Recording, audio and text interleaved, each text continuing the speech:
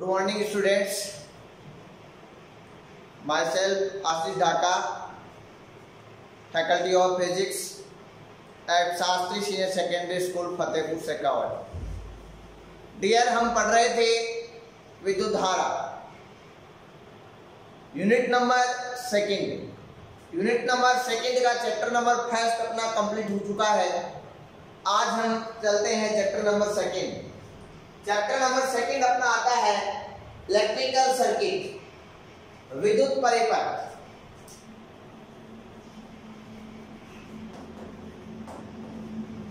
Electrical circuit, विद्युत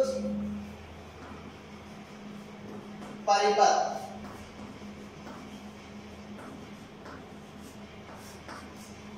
पहले भी हमने विद्युत परिपथ ही पढ़ा है कि बैटरी लगी हुई है, रेजिस्टेंस उसमें था और रेजिस्टेंस के साथ में और क्या जुड़ा हुआ था. रेजिस्टेंस 2-3 अलग अलग, कहीं श्रेणी में थे, कहीं वो समांतर में थे, जुड़े हुए थे. अपन ने जो चालक तार है उनके सिरों के मध्य विभव को अपन ने विभवांतर बोला था.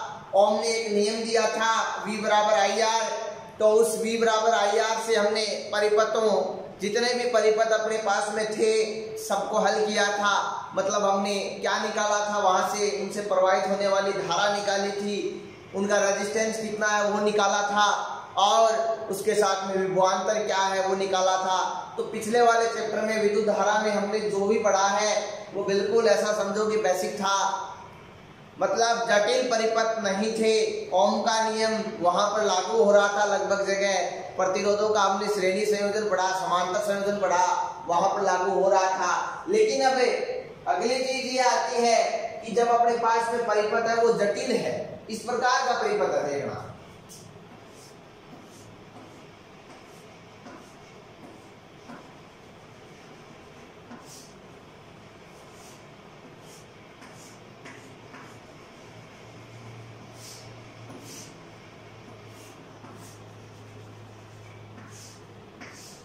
तो क्या इसमें मैं ओम के नियम की सहायता से विभवांतर परिकलित कर सकता हूं?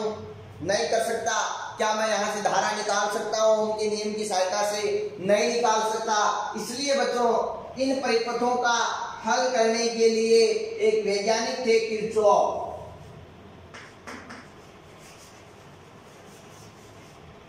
वैज्ञानिक थे किरचॉफ, जिन्होंने 2 नियम प्रतिपादित किए थे. ठीक है ना. जटिल परिपथों के हल के लिए, ये जटिल परिपथ हो गया क्योंकि इसमें देखो 2 सेल है, उनके इंटरनल रेजिस्टेंस है, वो सभी संयोजित है. तो ये अपने पास में ओम के नियम से हम इसको सॉल्व नहीं कर सकते. इसलिए इनके सॉल्यूशन के लिए किरचॉफ ने नियम प्रतिपादित किए थे. ठीक है ना. तो जटिल परिपथों के हल के लिए किरचॉफ ने 2 नियम दिए थे, और वो 2 नियम क्या थे. तो अपना पहला टॉपिक आता है इस चैप्टर का किरचॉफ का नियम. मैंने वो कारण बता दिया है, बहुत ज्यादा मैं आपको डीपली ले नहीं जा रहा हूँ. केवल मैं ये कारण आपके सामने लेके आना चाहता था कि ओम का नियम जब था, धारा और विभवांतर वहां से निकल रहे थे, तो किरचॉफ के नियम की जरूरत क्यों पड़ी? किरचॉफ के नियम की जरूरत हमें जटिल परिपथों के हल के लिए पड़ी, जहां पर पहले ओम का नियम अप्लाई होता है, पहले हम वही अप्लाई करते हैं, किरचॉफ का अप्लाई नहीं करते. किरचॉफ का अप्लाई वही करते हैं जहां पर ओम का अप्लाई होता नहीं है. ठीक है ना. तो किरचॉफ के नियम, आज का टॉपिक है अपना किरचॉफ के नियम, है ना. Law of Kirchhoff. इसको आपको पता है, किरचॉफ जो है कई बुकों में आपको K से मिलेगा, कई में C से मिलेगा. कंफ्यूज मत हो जाना, नाम एक ही है, ये किरचॉफ ही है ना. कई ऐसे लिख देते हैं डायरेक्ट और कई उस प्रकार से लिख देते हैं. कंफ्यूज मत हो जाना, एक ही चीज है.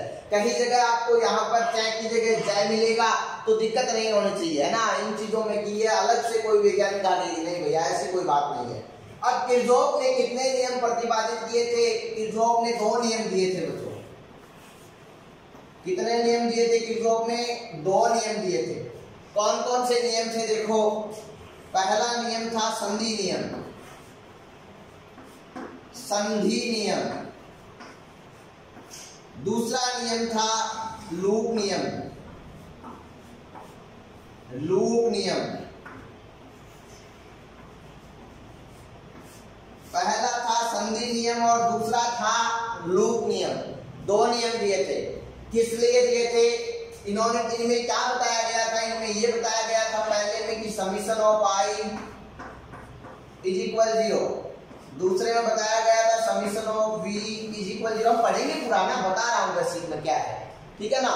तो अपने पास में आता है पहला नियम। पहला नियम क्या है? किरचॉफ का प्रथम नियम, या हम उसको क्या कह सकते हैं? संधि नियम, ठीक है ना। तो अब आता है नियम फर्स्ट।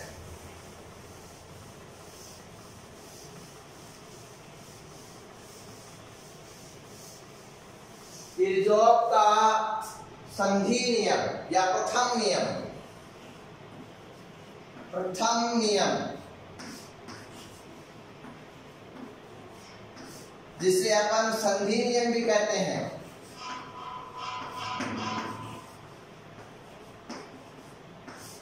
इसने क्या बताया था इस नियम में? इस नियम में ये बताया था बच्चों कि अपने पास में कहीं दो या दो से अधिक शाखाएं आके मिलती है ना। शाखाओं का मतलब क्या होता है वो भी आपको मैं पहले समझा देता हूं। ये मैंने वर्ड काम में लिया है शाखा। ये शाखा उसी प्रकार से है कि जैसे ये पेड़ का तना होता है ना, उसके बाद में इनसे क्या निकल जाती है? शाखाएं निकल जाती है ना, अलग अलग, और बहुत बड़ा आकार ले लेता है। उसी प्रकार से ये नेटवर्क में भी वही सिस्टम है कि जो नेटवर्क बनता है, जो सर्किट बनता है, वो बनता किनसे? इन शाखाओं से बनता है। जैसे ये है, ये आई, इधर से ये आई, इधर से ये है, इधर से ये है। तो सभी कहाँ आ रही है? पर्टिकुलर एक बिंदु पे मिल रही है कि नहीं मिल रही? तो अपन जहां पर दो या दो से अधिक शाखाएं मिलती है उस बिंदु को तो हम संधि बिंदु कह देते हैं। क्या कह देते हैं? संधि बिंदु। मतलब ये वाला बिंदु क्या है? अपना संधि बिंदु है। ये वाला बिंदु क्या है? अपना संधि बिंदु है, ठीक है ना बच्चों। और नियम क्या कहता है? किरचॉफ का नियम ये कहता है कि संधि बिंदु पे धाराओं का बीजगणितीय योग क्या होता है? सुनिए, धारा का बीजगणितीय योग कहां पर? संधि बिंदु पे। क्या होता है बच्चों? शून्य होता है। ध्यान रखना इस बात का स्पेशली। तो जैसे मैं आप एक उदाहरण की सहायता से अपन समझते हैं इसे कि किस प्रकार हम कह सकते हैं। तो संधि बिंदु समझ में आया ना आपको? क्या होता है कि वह बिंदु जहां पर क्या होता है? दो या दो से अधिक शाखाएं आकर मिलती है, क्या कहते हैं? संधि बिंदु कहते हैं। तो बच्चों संधि बिंदु के कंसेप्ट से अपना क्वेश्चन देखते हैं क्या है। देखो बच्चों, ये अपने पास में शाखा है, ये लो, इधर से धारा आ रही है, इसका रेजिस्टेंस कितना है, क्या है, उससे हमें अभी मतलब नहीं है कोई, है ना। इससे माना कि धारा आई है, I1 आ रही है, ठीक है। फिर इधर से कोई एक दूसरी ये शाखा है,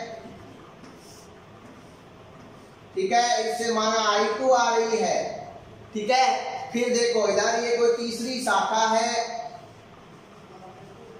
ठीक है, इससे धारा I3 जा रही है। ये कोई अगली एक और शाखा है जिसे धारा I5 इंटर कर रही है, सॉरी I4 इंटर कर रही है।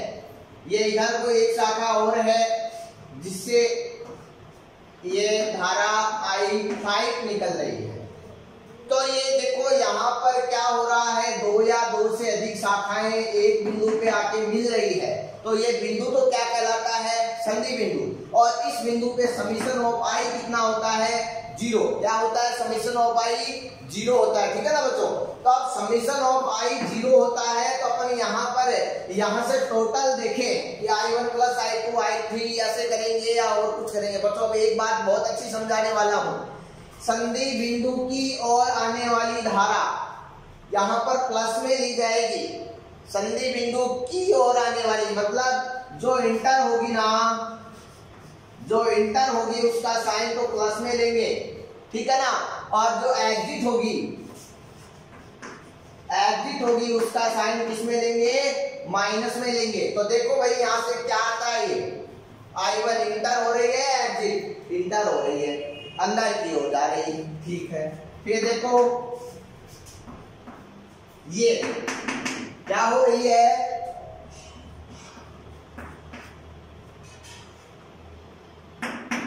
ये देखो एग्जिट मतलब प्लस तो नहीं आएगा, क्या आएगा, माइनस आएगा I3।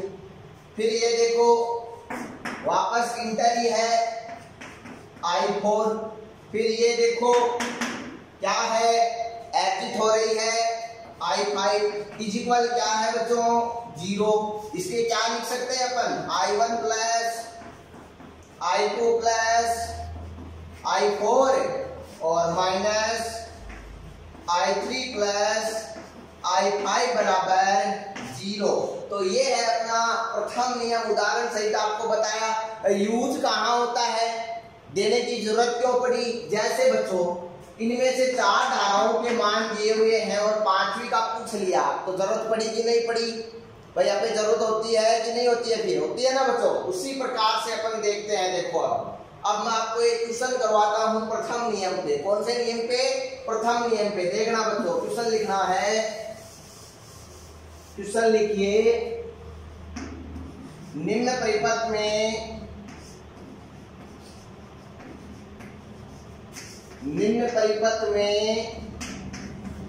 धारा I7 का मान ज्ञात कीजिए। धारा का मान ज्ञात करना है। अभी परिपथ बनाएंगे तब पता चलेगा ना। देखो तो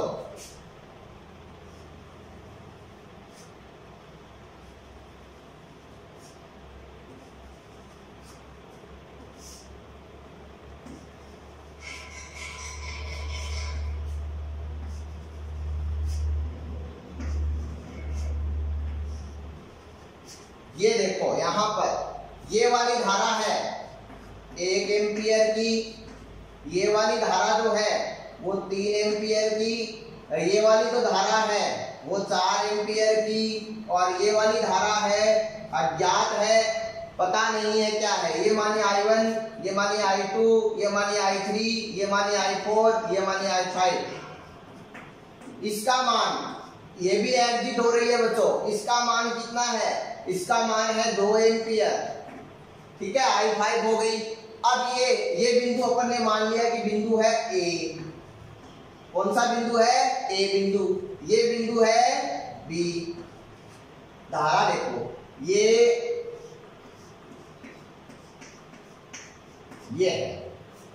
ठीक है।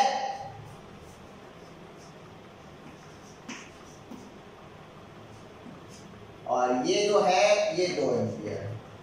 कैसे करेंगे बच्चों क्वेश्चन को, ये इधर अपन ने पहले ही समझा है, कैसे करेंगे देख के जाना।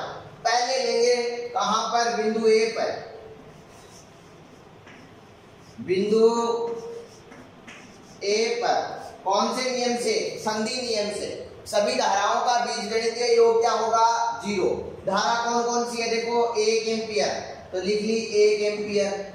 एग्जिट एम्पियर सब में बाद में लगा देंगे, ठीक है ना। एग्जिट हो रही है इंटर, इंटर इसलिए क्या लगाया प्लस। फिर देखो 3 एम्पियर क्या हो रही है इंटर, इसमें भी क्या लगा लिया प्लस। फिर 4 एम्पियर भी इंटर, तो प्लस 4 हो गया। फिर क्या हो रहा है बच्चों, देखो फिर ये एग्जिट हो रही है कितनी, 2 एम्पियर, तो एग्जिट हो रही है उसमें -2। फिर ये भी एग्जिट हो रही है I5 बराबर क्या है 0। समझ में आई बात। अब देखो यहां से क्या कर पाएंगे अपन, 1 + 3 कितने 4, 4 + 4 कितने 8, 8 में से 6 गए, कितने बचे बच्चों, 8 में से 6 जाने पे कितने बचेंगे, प्लस के 6, सॉरी 8 में से 2 जाने पे, 8 में से 2 जाएंगे तो कितने बचेंगे, प्लस के 6, -I5 = 0। यहां से अपने पास में I5 का मान निकल के आया कितना भाई, 6 एम्पियर। तो I5 की जगह अपन ने कितना ले लिया, 6 एम्पियर। अब संधि नियम कहां लगाएंगे, बिंदु B पे, तो आप लिखेंगे बिंदु B पर संधि नियम से, बिंदु B पर संधि नियम से बिंदु बी पे संधि नियम लगाएंगे बच्चों।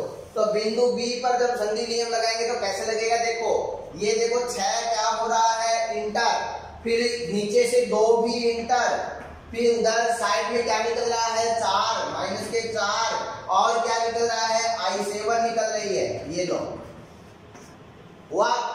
अब क्या करेंगे, इनको दोनों को जोड़ दो, कितने हो गए भाई 4 में से सॉरी 8 हो गए, 8 में से 4 घटाएंगे कितने बचेंगे 4 बचेंगे।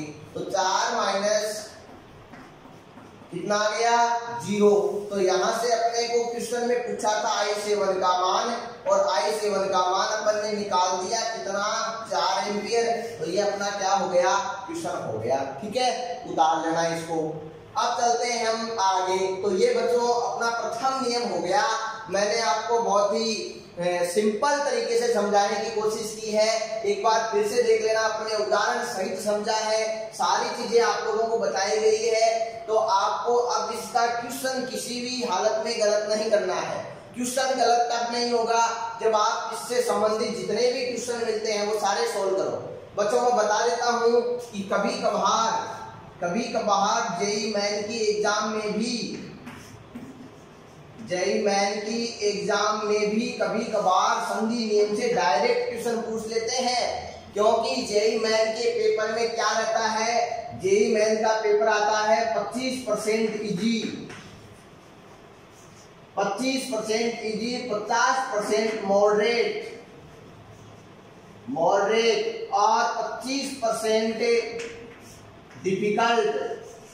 क्योंकि आजकल पेपर एनटीए करवाता है, और एनटीए का यही शेड्यूल रहता है, चाहे कोई भी एग्जाम करवाए एनटीए, उसमें 25% पोर्शन इजी रहेगा, 50% उसमें मॉडरेट रहेगा, और 25% उसमें डिफिकल्ट रहेगा। तो बच्चों इस 25% में ऐसे डायरेक्ट क्वेश्चन पूछ लिए जाते हैं। उसके अलावा नेवी एयरफोर्स की एग्जाम में तो बहुत बार संधि नियम से डायरेक्ट क्वेश्चन पूछा जाता है। तो बच्चों ध्यान रखना है, अभी से अपन को इसको तैयार कर लेना है, ताकि आगे जाके अपने कोई समस्या नहीं आए। ये था अपना प्रथम नियम संधि नियम। अब चलते हैं किरचॉफ के द्वितीय नियम पे। कहाँ चलते हैं बच्चों, किरचॉफ के द्वितीय नियम पे। किरचॉफ का द्वितीय नियम क्या है,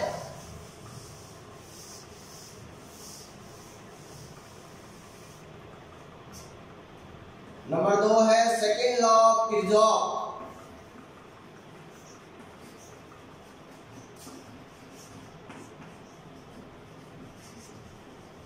सेकेंड लॉ ऑफ किरचॉफ, और इसे हम लूप का नियम भी कहते हैं बच्चों। क्या कहते हैं, लूप का नियम भी कहते हैं। क्यों कहते हैं वो समझ में आ जाएगा, क्योंकि ये कहता है कि संपूर्ण लूप में जो वोल्टा है उसका बीजगणितीय योग कितना होता है 0। मतलब यहाँ पर वोल्टा का क्या रहता है संरक्षण, तो इसे हम वोल्टा संरक्षण नियम भी कहते हैं। इसे अपन वोल्टा संरक्षण नियम भी कहते हैं। क्या कहते हैं, वोल्टा संरक्षण नियम। पहला नियम जो था ना बच्चों संधि नियम, उसमें क्या हो रहा था, धारा 0, इसलिए इसे आवेश संरक्षण नियम कहते हैं, क्योंकि धारा संरक्षित तभी होगी जब आवेश संरक्षित होगा। तो पहले को संधि नियम को आवेश संरक्षण नियम कहा जाता है, और इसे क्या कहा जाता है, दूसरे को लूप नियम को वोल्टा संरक्षण नियम कहा जाता है। ध्यान रख लेना है, क्योंकि इनसे सीधा क्वेश्चन पूछ लिया जाता है कि किरचॉफ के लूप नियम में क्या संरक्षित रहता है, आंसर आएगा आवेश, ठीक है ना। इसी प्रकार से पूछ ले कि किरचॉफ का लूप संधि नियम है, और इसी प्रकार पूछ ले कि किरचॉफ का लूप नियम किसके संरक्षण पे आधारित है, आंसर आएगा वोल्टा। आई बच्चों बात समझ में। अब होता क्या है, अब शब्द आ गया लूप क्या होता है बच्चों। सबसे पहले मैं आपको बताने वाला हूं, शाखा मैंने आपको बताई, शाखा बता दी आपको। फिर अगली चीज लूप आ रही है, जाल आएगा, परिपथ आएगा। ये देखो कई वर्ड आ रहे हैं यहाँ पर, आ रहे हैं कि नहीं आ रहे। शाखा क्या होती है, लूप क्या होता है, जाल क्या होता है और ये परिपथ क्या होता है। बच्चों सबसे पहले मैंने जैसे आपको बताया यहाँ पर शाखा, संधि नियम में बताया कि दो या दो से अधिक शाखाएं जिस बिंदु पे आके मिलती है उसे हम क्या कहते हैं, संधि बिंदु कहते हैं। बताया था ना, वहां पर मैंने बताया शाखा। शाखा मतलब अब देखना सब समझ में आएगा, एक चित्र बनाऊंगा उस चित्र से सारी चीजें समझाऊंगा, ठीक है ना, और वही इसमें यूजफुल रहेगा, ठीक है, देखते रहना। ये है अपना सेल जिसका विद्युतवाहक बल है E1, इंटरनल रेजिस्टेंस है R1, इससे करंट जा रही है I1। एक शाखा है ये पूरी, पूरी क्या है, ये शाखा है, ठीक है ना। फिर देखो ये दूसरी शाखा है,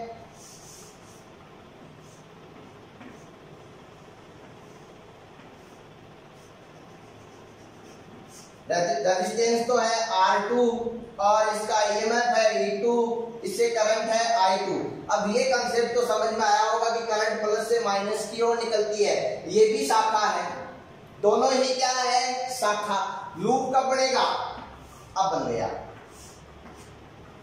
अब ये लूप बन गया, मतलब बंद परिपथ लूप कहलाता है। क्या बन गया, लूप बन गया। जाल क्या होता है, दो या दो से अधिक लूप होते हैं उसे हम जाल कहते हैं। देखना ये लो, ये R रेजिस्टेंस है ऑल ओवर, तो ये क्या बन गया, जाल बन गया। तो ये वर्ड शब्द जो जितने भी अपने लिखे थे वो समझ में आए कि नहीं आए भाई। अब देखो यहां पर धारा आ रही है I1, यहां पे धारा है I2, यहां पे मिलके कितनी हो जाएगी, I3 मान ले, कितनी हो गई, I3। अब अपन क्या कर सकते हैं, यहां से I1, I2 और I3 का मान निकाल सकते हैं। कहां से, किरचॉफ के द्वितीय नियम से, किरचॉफ के लूप नियम से। कैसे देखो, देखो ये लूप अपना है प्रथम, लूप फर्स्ट, ये है लूप सेकंड। पहले बात करते हैं लूप फर्स्ट की, मतलब लूप फर्स्ट में वोल्टा नियम से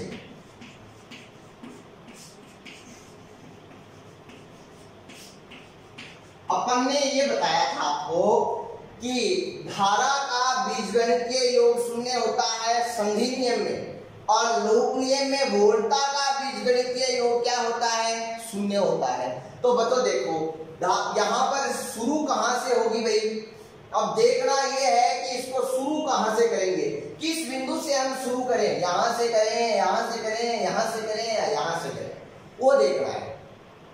क्या बताया मैंने कि किस बिंदु से शुरू करें, लूप यही तो ना, ये इतना क्या है फर्स्ट लूप, ये क्या है सेकंड लूप, और अपन ने ये पढ़ रखा है कि समीशन ऑफ पी क्या होता है, 0। तो अब शुरू कहां से करें, इसको यहां से शुरू करेंगे या यहां से। धारा उत्पन्न किससे होगी, सेल से। धारा उत्पन्न किससे होगी बच्चों, सेल से। तो सेल के बाद से शुरू करेंगे, किसके बाद से शुरू करेंगे, सेल के बाद से शुरू करेंगे।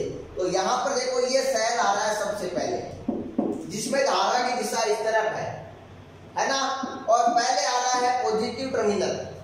बच्चों सेल में अपन जाते हैं, देखना अपन जैसे धारा की दिशा में जा रहे हैं, किधर जा रहे हैं, धारा की दिशा में। ये बात ध्यान से देखना बच्चों, जब हम धारा की दिशा में जा रहे हैं, इधर से भी देख लेना साथ ही कि धारा की दिशा में जा रहे हैं, तो जो वोल्टेज होगी वो प्लस में लेंगे या माइनस में लेंगे, ये समझना है। जब जाए धारा की दिशा में तो वोल्टेज अपन प्लस में लेते हैं या माइनस में लेते हैं, ध्यान से समझना है, कहीं दिक्कत नहीं होनी चाहिए किसी प्रकार की। देखो भाई हम जा रहे हैं धारा की दिशा में या विपरीत दिशा में, यही कंसेप्ट समझना है। केवल बार बार रिपीट कर रहा हूं एक ही वर्ड को, क्योंकि कंफ्यूज हो जाते हैं, क्वेश्चन गलत कर बैठते हैं। देखो भाई जैसे मैंने इस पॉइंट से शुरू किया है ना, तो सेल का कौन सा टर्मिनल आया, पॉजिटिव टर्मिनल आया। कौन सा टर्मिनल आया, पॉजिटिव। सेल का अब धारा की दिशा को भूल जाना है आपको, जब सेल आता है ना, सेल जब आता है तो धारा की दिशा को अपन को भूल जाना है बच्चों कि क्या था। नहीं, जब हम चल रहे हैं इस तरफ और यदि सेल का पॉजिटिव टर्मिनल आ गया तो वोल्टेज प्लस में लेंगे, वोल्टेज किस में लेंगे, प्लस में। और यदि हम चल रहे हैं इस तरफ और सेल का नेगेटिव टर्मिनल आ गया तो वोल्टेज किस में लेंगे, माइनस में लेंगे। और यदि हम तो इस तरफ चल रहे हैं लेकिन धारा इस तरफ आ रही है तो वोल्टेज किस में लेंगे, माइनस में। और यदि हम भी इस तरफ जा रहे हैं, धारा भी इस तरफ जा रही है तो वोल्टेज किस में आएगी, प्लस में। ये चारों बातें स्पेशली ध्यान रखनी है। अगर ये ध्यान में रहेगी तो आराम से कर सकोगे, समझ सकोगे। देखना भाई, अब चलते हैं यहां से। सबसे पहले क्या आ रहा है, प्लस। मैं बताने को यहां से भी बता सकता था लेकिन ये धारा उत्पन्न इससे हो रही है ना। हालांकि आप कहोगे ये तो सर जी इसी से भी, इसमें भी तो इसी का इफेक्ट है, बिल्कुल इफेक्ट इसी का है, लेकिन फिर भी उत्पन्न इससे हो रही है, इसलिए कंफ्यूज नहीं हो, इसलिए यहां से शुरू कर रहे हैं।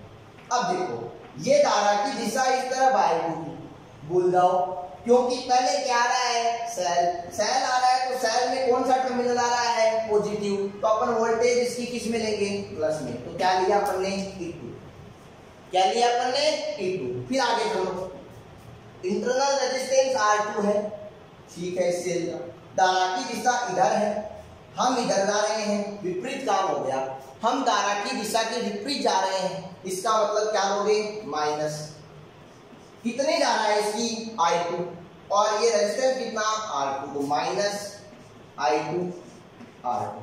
आगे चले, लूप फर्स्ट की बात हो रही है ना, आगे चले, इधर चले, इधर चले तो धारा की दिशा भी इधर, हम भी इधर जा रहे हैं, तो क्या आ गया, प्लस I1 R1, ठीक है। अब चले आगे, तो सेल का कौन सा टर्मिनल आया, नेगेटिव, तो क्या लिया, माइनस E1 बराबर 0, ठीक है ना। अब इसको सॉल्व करके कैसे लिख सकते हैं, देखना, इसको ऐसे लिख सकते हैं, I1 R1 minus I2 R2 बराबर E1 माइनस, समीकरण नंबर 1। ये तो हुआ पहला काम, पहले लूप का। अब कौन से लूप की बात की जाएगी, द्वितीय लूप। इधर देखना, लूप सेकंड में,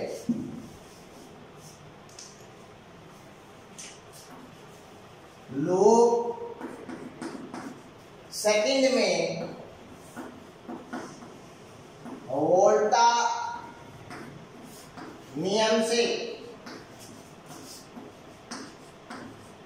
लूप सेकंड अपना ये है, शुरू कहां से करें, यहां से करें। धारा की दिशा भी इधर, हम भी इधर जा रहे हैं, तो क्या आ गया, I3 इंटू R। फिर गए इधर, धारा की दिशा भी इधर, हम भी इधर, तो प्लस में I2 इंटू, पर टर्मिनल कैसा आ रहा है, नेगेटिव, तो माइनस में बराबर में। अब समझ में आ जाना चाहिए आप लोगों की, कहीं दिक्कत नहीं रहनी चाहिए। बाकी दिक्कत रहने नहीं दूंगा मैं, क्योंकि इसके बाद में मैं कम से कम इसके ऊपर 3 से 4 क्वेश्चन करवाऊंगा और सब में यही सिस्टम आएगा, तो दिक्कत तो रहने नहीं दूंगा कहीं। लेकिन फिर भी कोशिश करो कि पहली बार में ऑल कंसेप्ट क्लियर हो जाए, ताकि फिर आप क्वेश्चन कर सको। अब देखो यहां से I3 का मान कितना है, इस शाखा पे देखो ये 2 आ रही है, 1 जा रही है, तो संधि नियम से क्या होता है, यहाँ पर I1 plus I2 minus I3 बराबर 0। तो यहां से I3 बराबर क्या आता है, I1 प्लस I2 आता है। इसमें क्या रखेंगे, अब इसकी जगह I1 plus I2 into R plus I2 R2, और इसको आगे ले गए तो ये हो गया E2। ये आगे समीकरण नंबर 2। बच्चों अब समीकरण 1 और 2 को छोड़ करके समीकरण 1 व 2 से हम क्या कर सकते हैं, चाहे कितना भी टिपिकल अपने पास में नेटवर्क दिया हुआ है, उसमें हम उसकी शाखाओं में से जो धारा जाने वाली है उसको परिकलित कर सकते हैं आसान तरीके से। अब बच्चों कल की क्लास का अपना मेन उद्देश्य यही रहेगा कि अपन क्या करें, किरचॉफ के दूसरे नियम को, पहला नियम तो मेरे को पता है आपके आराम से समझ में आ गया, किरचॉफ के दूसरे नियम को आपके दिमाग में, आपके माइंड में पिक्चर के साथ में सेट करवाया जाए। तो कल का टारगेट यही रहेगा कि आपको इसके 3 या 4 या 5 जितने भी क्वेश्चन अपन से हो सके क्लास में उतने क्वेश्चन करेंगे और किरचॉफ के जितने नियम को आपके दिमाग में सदा के लिए फिलअप कर दें, हमेशा के लिए आपके दिमाग में फीड कर दें, ये कोशिश रहेगी। तो कल की क्लास 100% आपको लेनी ही है, स्किप नहीं मारना है कि कहीं आपकी ये सेट हो गया दिमाग। न्यूमेरिकल्स करवाएं आज तो क्लास की जो डिस्क्रिप्शन है उसमें लिख रखा है numericals based on Kirchhoff second law, नहीं तो भूल मत जाना उस क्लास को देखना, क्योंकि ये समझ में तभी आएगा। क्योंकि इसके बाद में इस चैप्टर में हम जितने भी पढ़ेंगे, ब्रिटिशटॉन ब्रिज पढ़ेंगे, मीटर सेतु पढ़ेंगे, व्योममापी पढ़ेंगे, सारे के सारे में टिपिकल ही है, सभी के सभी जटिल परिपथ है। तो वो समझ में तभी आएंगे जब अपने क्या समझ में आए, सेकंड नियम समझ में आए। ठीक है, धन्यवाद, आज के लिए इतना ही।